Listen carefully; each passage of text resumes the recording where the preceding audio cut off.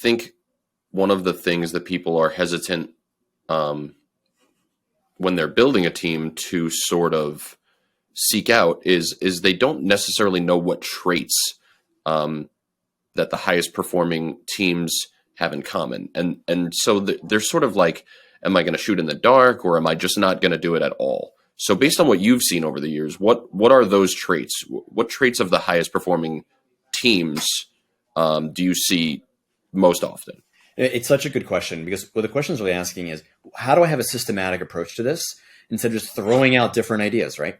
Yeah. And that's where lawyers often get stuck. They don't think this is rigorous. They think this is fluffy, wimpy stuff. And so they just kind of move on. The structured approach that I use when I'm teaching how to build great teams is to focus on these 4 traits: trust, ownership, productive conflict, and accountability. If you've got a team with those 4 traits, you've got a really strong team. And I list them in that order for a reason, because they build on each other. So if I have trust means the ability to know that I can say, hey, I need help, or I made a mistake, have that vulnerability with your team and not have someone judge you for it. If I have that trust, then I'm willing to step outside of my silo and step outside of my self-protection and actually try to help the team and own something on the team.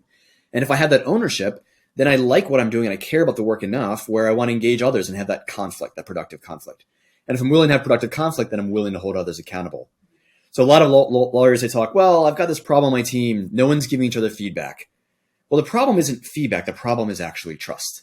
So knowing that you can drill back down through these traits and find the root problem and then build back up, that's why this structure is so important. Because if you don't have that, then whenever something goes wrong, you're once again going back to basics, trying to figure, what do I do? How do I solve this problem?